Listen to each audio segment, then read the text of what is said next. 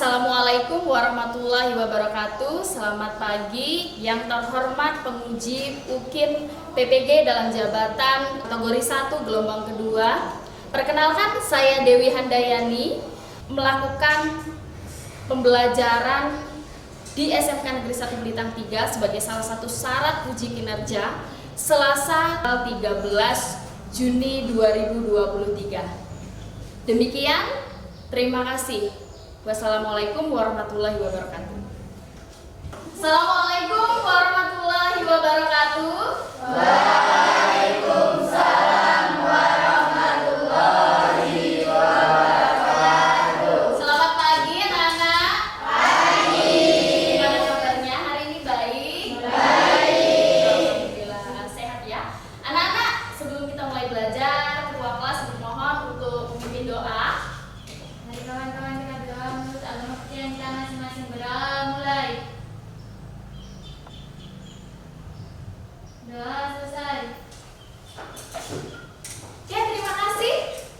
Baik, sebelum belajar, Ibu minta kalian mempersiapkan diri dengan baik. Kalau yang ada sampah, anak-anak, diambil dulu di bawahnya. Ya, diambil dulu, minta tolong ya. Oke.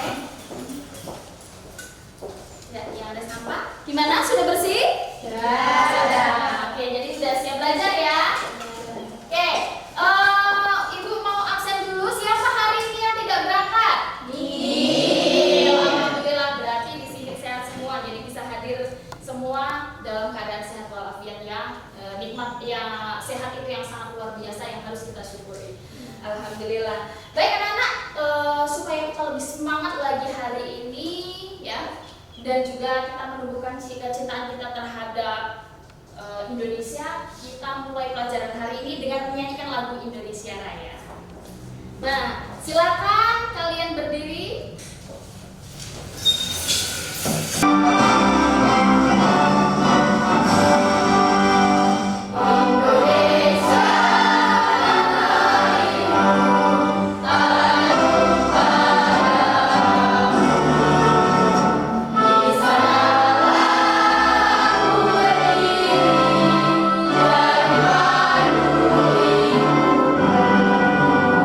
Silakan duduk kembali. Baik, anak-anak ibu mengingatkan ya, di saat kita menyanyikan lagu Indonesia Raya, usahakan kita menyanyikan dengan semangat, dengan penuh hikmat. Jadi tidak ada lagi yang menyanyikan dengan tertawa, ya.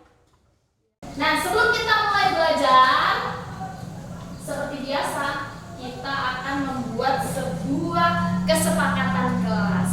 Oke. Kesepakatan kelas ini kita gunakan supaya pelajaran kita hari ini berjalan dengan lancar sesuai dengan yang kita harapkan. Nah, contoh yang pertama adalah kesepakatan kelas kita adalah pertama disiplin waktu. Oke. Ada yang mau kasih usul lagi? Saya Bu. Oke, berbarengan silahkan. Berpenampilan rapi dan menarik. Berpenampilan rapi dan menarik. Oke, terima kasih Angel. Tidak boleh main HP saat pelajaran. Tidak boleh main HP saat jam pelajaran. Apalagi? Tidak boleh makan saat jam pelajaran dimulai. Tidak boleh makan saat jam pelajaran dimulai. Dari kita, ada yang masih ingat kalian apa yang kita pelajari pada pertemuan sebelumnya? Ya, silakan dia. Zaman praaksara di Indonesia. Zaman praaksara di Indonesia. Luar biasa, dia masih ingat. Silakan. Baik, setelah kita mempelajari zaman praaksara di Indonesia, hari ini kita akan melanjutkan materi kita ya. Nah, anak-anak, sebelum melanjutkan mohon tolong kalian amati gambar di slide ini. Nih ya, coba kalian lihat. Apa yang kalian ketahui dari gambar ini anak-anak? Candi. Candi. Wah, luar biasa. Ini candi apa ya? Ini ya candi Borobudur ya. Ini mantap, bisa semua tepuk tangan. Anak-anak sudah pernah ke candi Borobudur ke Prambanan? Ada berapa orang yang sudah pernah ke sana? Belum. Apa-apa, nanti kita kunjungan ke sana sewaktu kalian kunjungan industri nanti ya. Di kelas 11. Oke, ya. Baik, jadi ini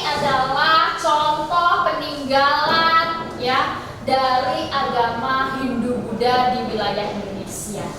Candi Borobudur bercorak apa ya? Buddha. Kalau candi ini Candi Prambanan?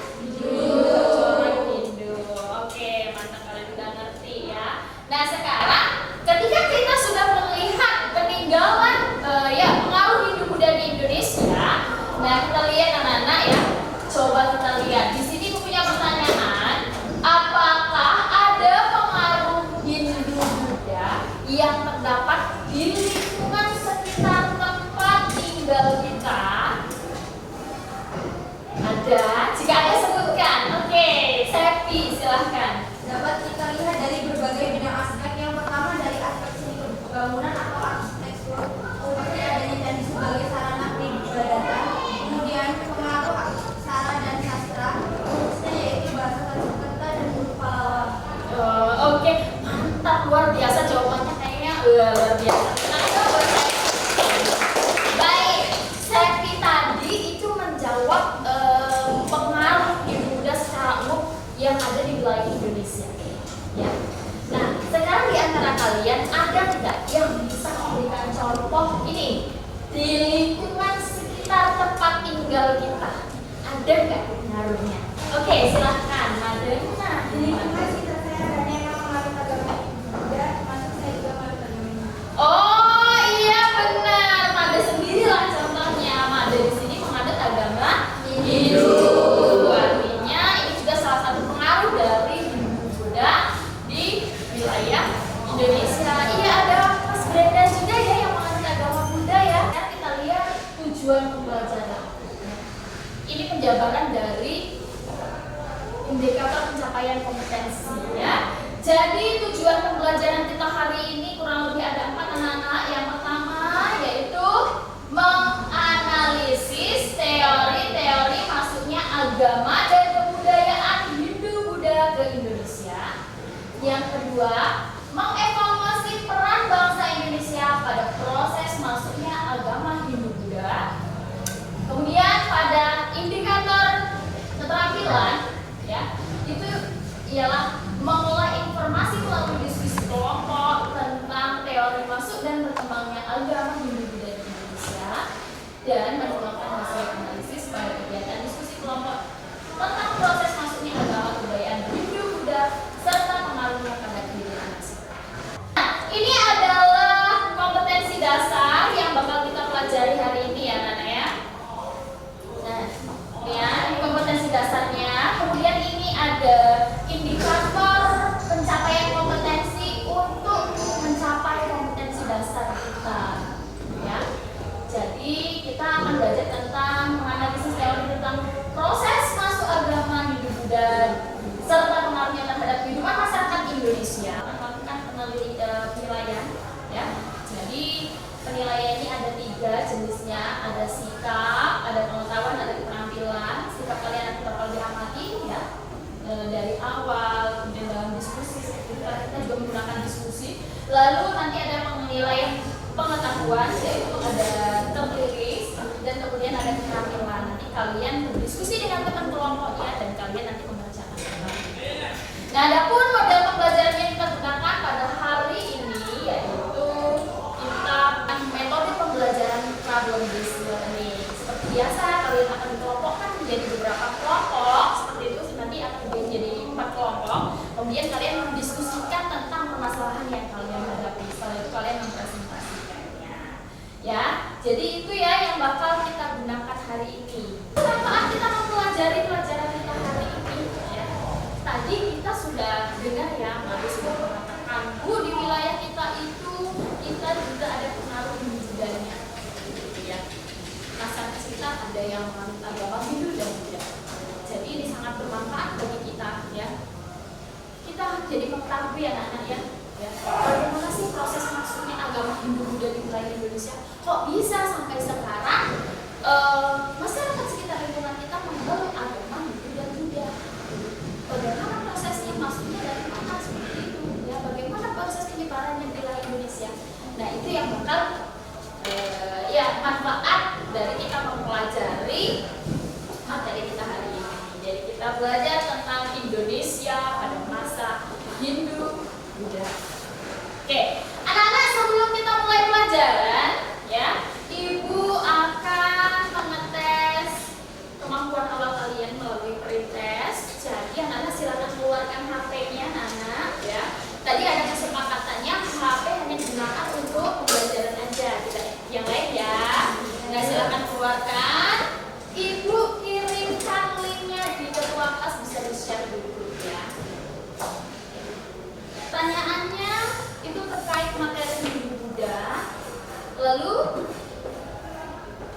tinggal pilih benar atau salah. Silakan dari sekarang 2 menit. Pilih benar atau salah.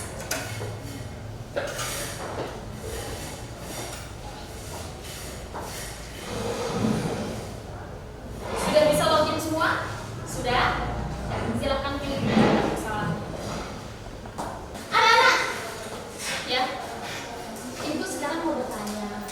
Ada yang bisa menjawab tidak? Bagaimana proses masuknya Hindu Buddha di Indonesia? Oh, oke, silakan Rindy. Proses masuknya agama Hindu dan Buddha ke Indonesia berawal melalui jalur perdagangan.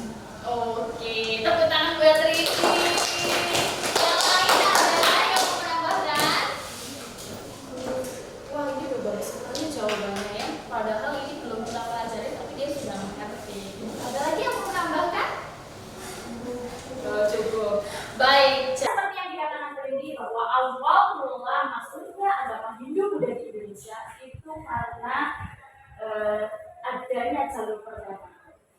Sekarang perlu kalian ketahui, agama Hindu Buddha itu berasal dari mana sih, Nana?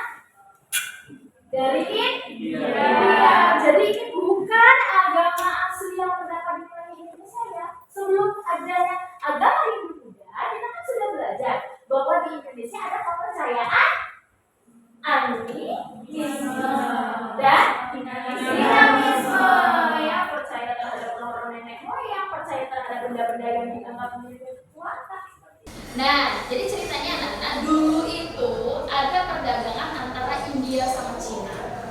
Karena dulu perdagangannya itu lewat jalur darat itu tidak aman, jadi mereka mengalihkan perjalanannya itu menggunakan jalur laut. Nah, menggunakan jalur laut ini mereka itu berhentinya ada di Selat Malaka, yang mana dekat dengan wilayah kita. Itulah anak-anak, nanti agama Hindu Buddha itu dikenal sama masyarakat Indonesia. Punya video, mohon tolong kalian amati video ini.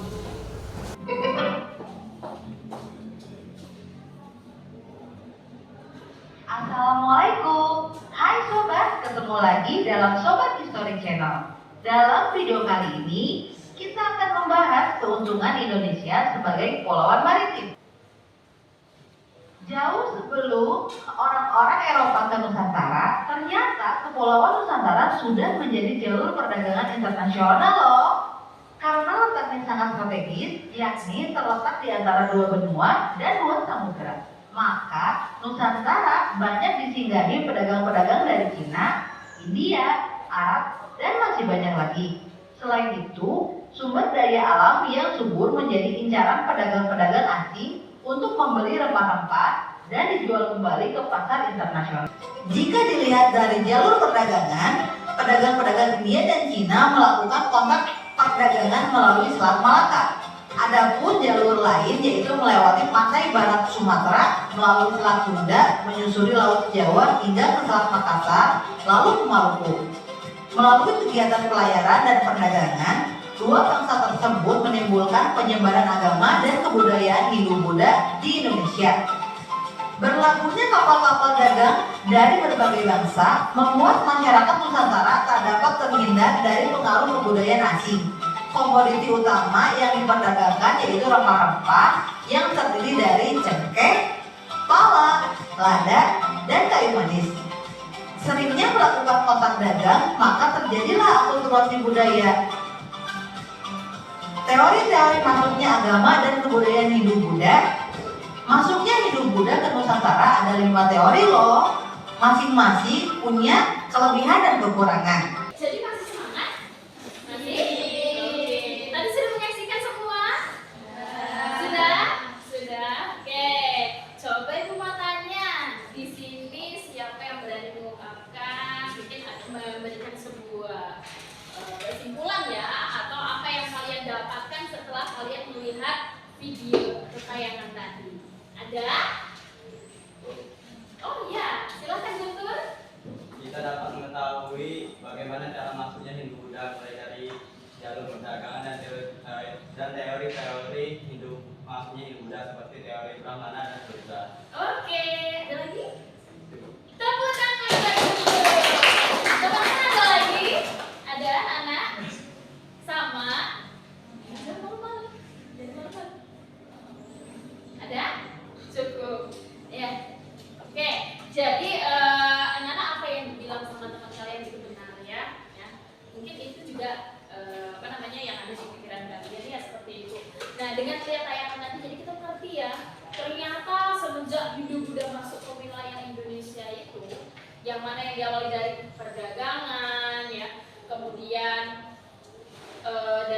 zaman itu juga muncul teori-teori masuknya agama Hindu Buddha gitu kan. Sampai sekarang memang teori itu masih ada kelebihannya, ada kelemahannya seperti itu. Tapi yang jelas masuknya Hindu Buddha ke wilayah Indonesia itu memberikan dampak yang sangat luar biasa bagi masyarakat Indonesia. Sebenarnya yang membawa agama Hindu Buddha ke wilayah Indonesia, untuk itu kita perlu mempelajari teori-teori masuknya agama Hindu Buddha di Indonesia. Tadi ada teori apa saja? 1. Teori Brahmana. 2. Ksatria. 3. Ya, ada benar, ada Sudra, ada Waisa, ada Sudra. Terus apa lagi teorinya? Ada Arus Bali. Jadi ada 5 teori luar biasa. Berarti kalian semua sudah menangkap pembelajaran dari video tadi. Tepuk tangan. Oke, nah, baik. Ketika kalian sudah mengetahuinya, hari ini Ibu akan membagi kalian menjadi 4 kelompok ya. Jadi kelompok tersebut akan membahas teori-teori yang berbeda. Nah, ini kelompok 1 kita mulai berbaris saja biar mudah ya. Kelompok 1, 2, 3, 4. Nah, itu membahas teori Brahmana dengan teori Ksatria. Kelompok 2 akan membahas tentang teori Waisya dan teori Sudra. Kelompok 4 akan membahas teori Arus Bali. 3. Kelompok 4 akan membahas tentang peran bangsa Indonesia terhadap masuknya proses masuknya Hindu Buddha di Indonesia. Demikian. Jadi ada 4 tugas. Nah, silakan anak-anak kalian duduk per kelompok. Ibu kasih waktu 2 menit. Ya. Ya. Berbaris aja biar mudah kursinya. Sudah tahu semua ya? Sudah tahu ya? Tadi kelompoknya mendapatkan materi apa ya? Sudah ya? Nah, mohon dibagi tugas sekarang. Kalian boleh dibagi tugas. Kamu cari. Ibu bagikan LKPD, itu punya LKPD. Jadi nanti setiap kelompok itu mengerjakan tugasnya di LKPD yang saya berikan. Ini ya. Oke, ini LKPD-nya kelompok 1.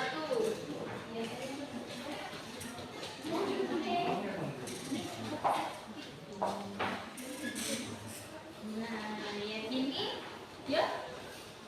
Oke, ini kelompok 3. Kemudian ini ada kelompok 4 ya. Oke. Bu, baik. Semuanya sudah mendapatkan LKPD. Nah, sekaligus mohon tolong anak-anak ibu kirimkan bahan ajar ya, yang ibu kirim online. Ya, boleh dicek HP-nya. Saya kirim di ketua kelas ya. Nah, ini bahan ajarnya berisi tentang materi, jadi kalian bisa mencari bahan ajarnya di sana.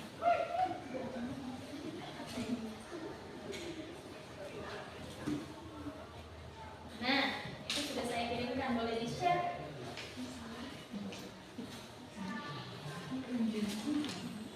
Sudah ya, sudah mendapatkan semua ya.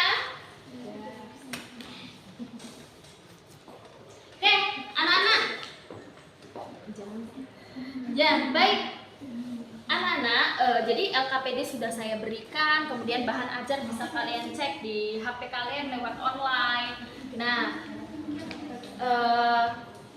jadi mohon tolong untuk pengerjaan anak-anak boleh mengerjakan ya, boleh mengerjakan tugas permasalahan yang sudah dirumuskan dalam LKPD itu. Anak boleh dengan cara mencari lewat bahan ajar, boleh lewat buku teks. Pada bawah semua buku teks ya, bawah ya, boleh browsing juga boleh seperti itu ya. Oke, silakan manfaatkan semua media untuk mencari permasalahan yang dibagi kepada kalian.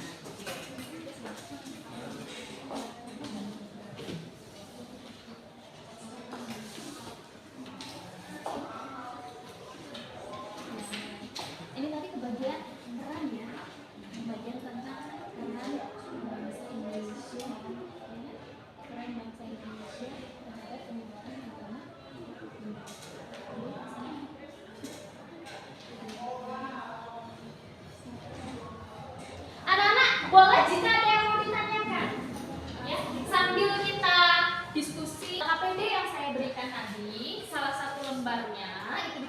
akhir itu ada apa namanya? Ada lembar penilaian ya.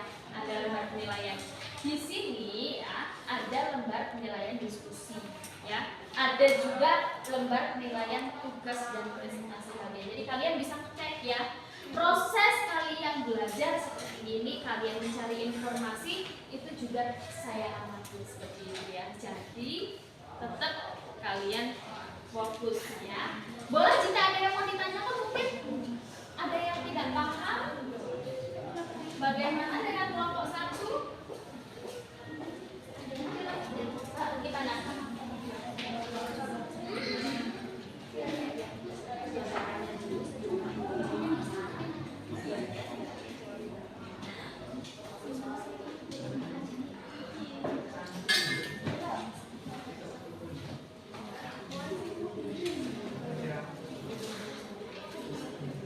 Ya. Ada lagi? Nah, ada lagi?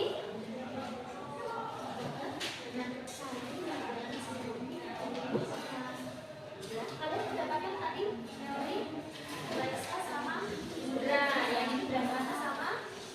Ya, jangan sampai lupa kalian ya.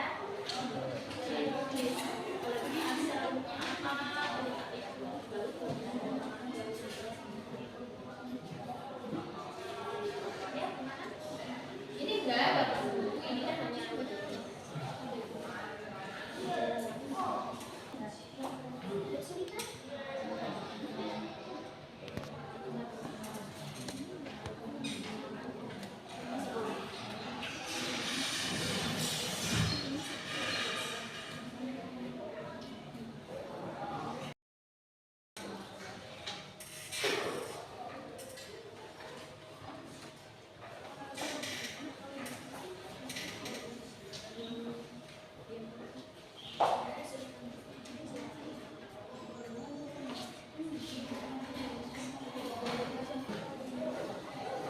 pindahkan ya dalam LKPD-nya ya. Boleh kalian sekarang masukin diskusi.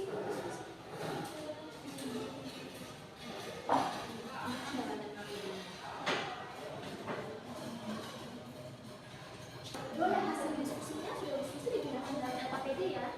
Nanti siap-siap silakan. Selesai. Oke. Baik. Jika selesai, bagaimana jika kita mulai presentasi? Ya, kita mulai presentasi. Oke. Kita mulai dari yang pertama, kelompok 1 yang akan maju. Assalamualaikum warahmatullahi wabarakatuh. Waalaikumsalam warahmatullahi wabarakatuh. Perkenalkan, nama saya Desa Pratiwi, saya dari kelompok 1. Dan ini sebelah saya ada teman-teman saya sebagai populer. Nama saya Juliani.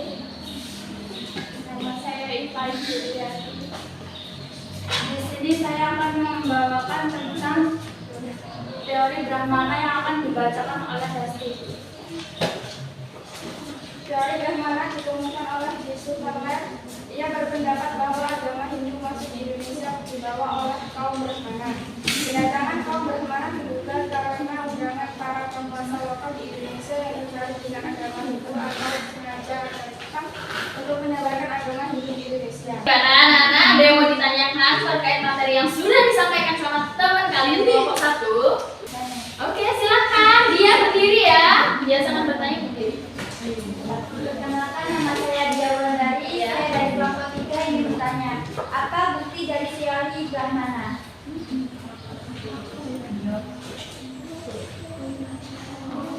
Dari pertanyaan dari Dia Wulandari akan dijawab oleh kelompok 4. Bukti dijadikannya dasar dari teori Brahmana ini adalah prestasi Indonesia yang pertama dikemukakan menggunakan bahasa Sanskerta, sedang di India sendiri bahasa itu hanya digunakan dalam kitab suci dan upacara keagamaan. Dan dari kelompok kami, saya akhiri. Wassalamualaikum warahmatullahi wabarakatuh. Waalaikumsalam warahmatullahi wabarakatuh. Kasih aplaus buat dia.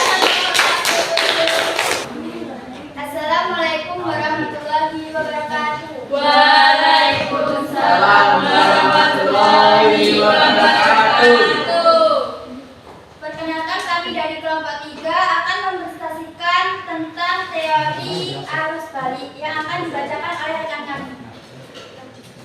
Teori arus balik atau disebut teori nasional muncul dikemukakan Jesse Van Leur, di mana sebagai dasar berpikir adalah hubungan antara dunia maritim dengan perdagangan, hubungan dagang Indonesia dengan India yang meningkat, diikuti Brahman untuk menyebarkan agama Hindu Buddha. Dengan demikian ajaran agama lebih cepat diterima bangsa Indonesia. Apakah ada yang mau bertanya? Oke, ada. Saya dari kelompok 2 ini bertanya apa yang dimaksud dengan arus balik.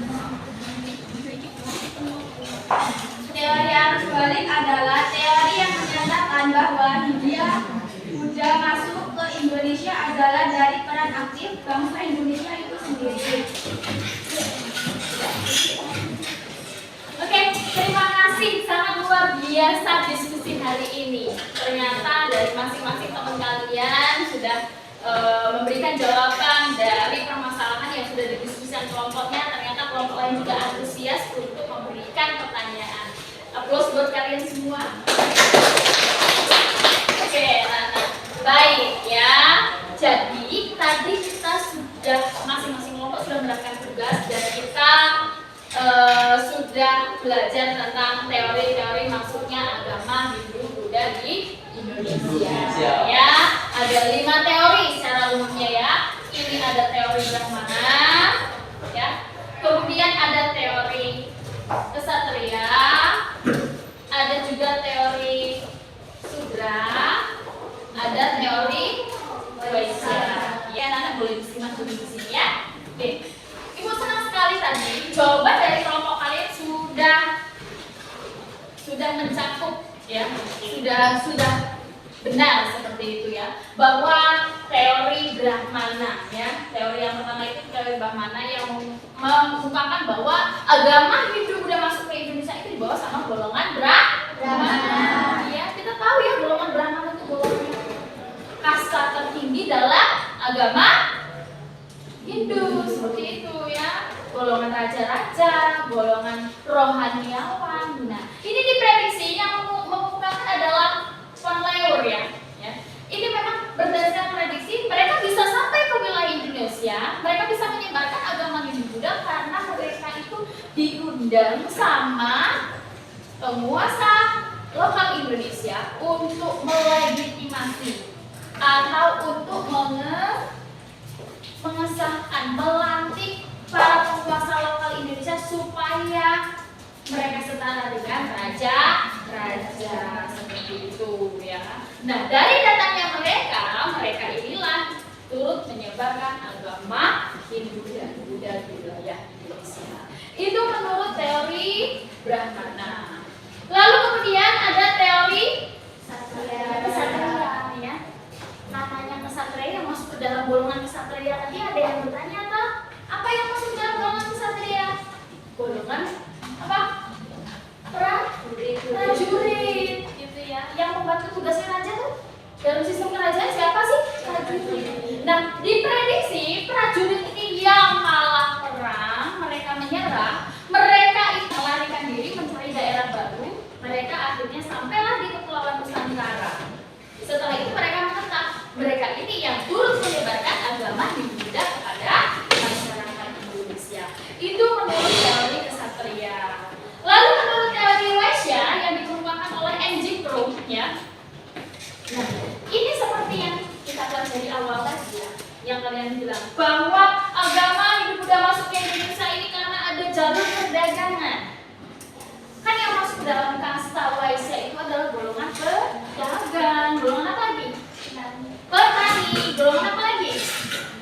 Nelayan. Seperti itu ya. Mereka inilah ya, para pedagang inilah yang kemudian waktu mereka berdagang ya di Selat Malaka, mereka transit di situ, mereka lah yang mengenalkan agama Hindu Buddha kepada masyarakat Indonesia. Terutama pertama-tama itu masyarakat yang terdapat di sekitar pantai. Jadi teori kelima teori tadi, kira-kira kita cenderung yang mana? Nanti teori yang kita anggap dari yang kalian ungkapkan kelebihan kelemahannya juga cenderung teori yang mana? Teori apa? Iya, terima kasih. Teorinya kita cenderung ke teori arus balik. Begitu juga para ahli juga cenderung ke teori arus balik, bahwa yang memang paling efektif menyebarkan agama Hindu Buddha ke wilayah Indonesia adalah masyarakat Indonesia itu sendiri. Untuk itu di kelompok 4 itu materinya adalah peran bangsa Indonesia dalam penyebaran agama Hindu Buddha. Siapa yang menyebarkan? Ya masyarakat Indonesia itu sendiri, yang mereka memang belajar, mereka pulang lagi, dirasa lebih efektif anak-anak ya, karena nggak ada kendala bahasa gitu ya. Jadi keluarganya, masyarakat nanti kemudian mengikutinya. Jadi masyarakat Indonesia, bangsa Indonesia punya peran yang penting terhadap proses penyebaran agama Hindu Buddha di wilayah Indonesia. Paham anak-anak? Paham ya? Oke. Baik, kalau semuanya sudah paham, terima kasih. Materi sudah kalian kerjakan dengan baik. Aplaus buat kalian semua. Kita lanjut, ya. Kita lanjut ke kesimpulan.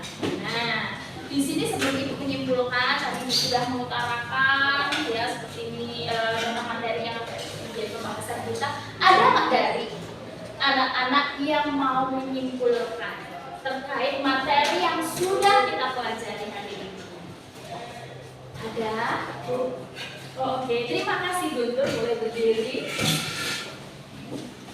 Dari video pembelajaran ini kita dapat mempelajari tentang bagaimana masuknya Hindu Buddha di Indonesia lewat jalur perdagangan, dan teori masuknya Hindu Buddha di Indonesia seperti teori Brahmana, Ksatria, Waisa, Sudra, dan arus balik. Terima kasih tepuk tangan buat Guntur. Ya, anak, kalau sudah ibu akan, kalau tadi ada pretest, ibu berawal dari kalian sebelum belajar tentang teori agama Buddha, saya akan ada post test. Setelah kalian belajar, kira-kira kalian lebih paham nggak sih tentang materi ini? Untuk itu, ibu ada post test yang akan ibu berikan kepada kalian. Nah, ibu kirim via ini saja ya. Oke ya, ibu kirim via WhatsApp.